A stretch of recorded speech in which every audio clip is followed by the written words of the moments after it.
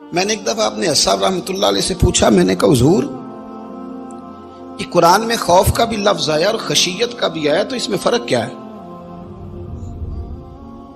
ہم مانا ہے یہ لغت میں، ایک تو مانا اہل زبان کریں گے اور ایک مانا اہل نظر کریں گے، کیونکہ لفظ تاثیر سے بنتے ہیں تلفظ سے نہیں۔ اہل دل آج بھی ہیں اہل زبان سے آگے۔ تو میں نے کہا حضور صوفیاء میں بھی کوئی مانا ہے؟ تو فرمانے لگے بالکل ہے۔ میں نے کہا دلیل؟ کہنے لگے حضرت عارف رومی نے لکھا ہے، عارف رومی نے لکھا ہے کہ یہ جو خوف ہوتا ہے یہ گناہوں کا ہوتا ہے،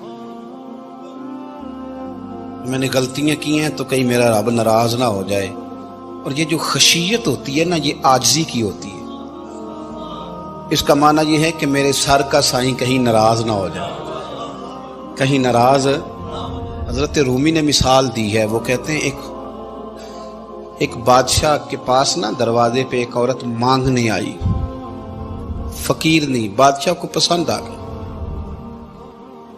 اس نے نکاح کر لیا۔ ابھی سویرے فقیر تھی، شام کو ملکہ بن گئی، 1 منٹ لگا۔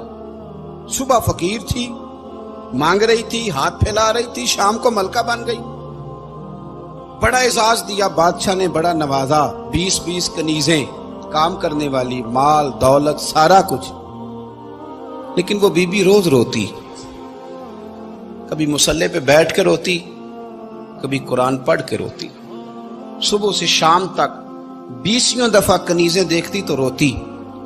بادشاہ نے حکم دے رکھا تھا کہ اس کے ابرو کا اشارہ ہو جائے تو جو یہ مانگے اسے دے دیا جائے، لیکن وہ روتی رہتی، وہ روتی رہتی، وہ روتی رہتی۔ ایک دن جو کنیزوں میں سے ذرا سیانی تھی وہ آ گئی، کہنے لگی بی بی بات سن، ہمیں نہیں سمجھ آتی کہ ہم غریب لوگ ہیں، مجبور ہیں، تنگ دست ہیں، بے اختیار ہیں، تو مالدار بھی ہے اور با اختیار بھی ہے اور موج میں ہے، تو روتی کیوں ہے؟ تو وہ کہنے لگی تمہیں پتہ نہیں میں کیوں روتی ہوں، میں جب پلٹ کے اپنا ماضی دیکھتی ہوں نا تو میں سوچتی ہوں کہ میں اس قابل نہیں تھی، اس نے نظر کرم کر دی ہے، تو اب سارا دن روتی رہتی ہوں کہ کہیں میرے سر کا سائیں ناراض نہ ہو جائے۔ میں اس قابل نہیں تھی، میں اس قابل نہیں تھی، پتہ تے سارا ہے نا سردار نو کیتی ایدہ پردہ چپایا ہی تیرا پلا ہو سی، قابل نہیں تھی۔ پھر ان کنیزوں کو کہنے لگی سنگ سہیلیو آؤ بیٹھو، میرے لیے دعا کرو کہ وہ جو میرے پر شفقت کرتا ہے وہ ہمیشہ مجھ سے راضی رہے، وہ کہیں ناراض نہ ہو جائے، وہ کہیں کسی جگہ پریشان نہ، کہیں کوئی ایسا معاملہ نہ بن جائے۔ اس یارو وہ جو ضرب والے لوگ تھے ان کا تو یہ سٹیٹس تھا کہ وہ روتے تھے، اور یہاں 2 نیکیاں کر کے زمانے کو بتانا، 2 خدمتیں کر کے تعریف مانگنا، اجر کا سوال کرنا۔ میرے رسول کریم علیہ السلام نے فرمایا صبح قیامت کچھ لوگ اللہ کے حضور حاضر ہوں گے، اے اللہ ہم حاجی تھے، نمازی تھے، سخی تھے، عبادت گزار تھے۔ اللہ فرمایا کہ کیا لینے آئے ہو؟ کہ اللہ وہ مسجد بنائی، مدرسے میں تعاون کیا، فلاں شیخ کی نوکری کی، فلاں جگہ گئے، جلسہ کرایا، محفل کرائی، سرائے بنایا اور صاف پانی کا کنواں لگوایا، اور جناب ہم نے وہ فلانے کی۔ تو اللہ فرمائے گا میرے لیے تھوڑی کی تھی، جاؤ جن کو دکھانے کے لیے کی تھی ان سے جا کے اجر مانگو، تمہارا تو خیال تھا واہ واہ ہو جائے، بلے بلے ہو جائے، اور مٹی دیں، مٹی رہنا ہی ایویں قادی بلے بلے، اج مٹی دے اتے بندیا تے کل مٹی دے تھلے۔ عجیب بات کرتے ہیں صاحب لوگ، اور بتلانا اور دکھانا اور ظاہر کرنا اور پھر اس کا تذکرہ کرنا، اور تھوڑی سی خدمت کر کے نا، تھوڑی سی اس کا جناب ذکر کرنا۔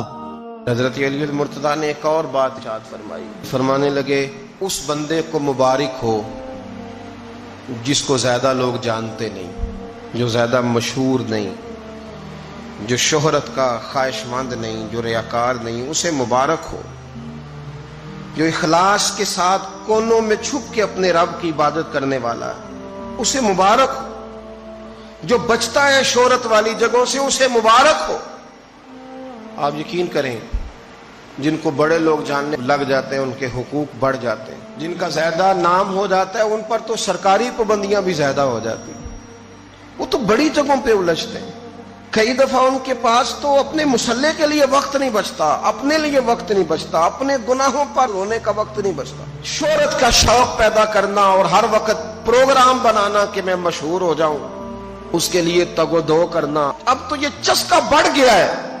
او مولا علی سے پیار کرنے والوں سنو، حضرت علی فرماتے ہیں اسے مبارک ہو، اسے مبارک ہو جو زیادہ مشہور نہیں، اسے مبارک، اس لیے کہ میرے نبی پاک علیہ السلام نے فرمایا جس نے دنیا میں شہرت کا لباس پہنا، اللہ قیامت میں اسے ذلت کا لباس پہنائے گا۔ بچیں بچیں، چھپیں، اٹھو بلے آ، چل اوتھے وسیے جتھے وس دینی سارے انے، نہ کوئی ساڈی ذات پچھانے نہ کوئی سانو منے۔ تھوڑا سا بچیں، تھوڑا بچیں، میرا نام ہو جائے، مجھے جانا جائے، مجھے پہچانا جائے، اس چکر سے تھوڑا باہر نکلیں۔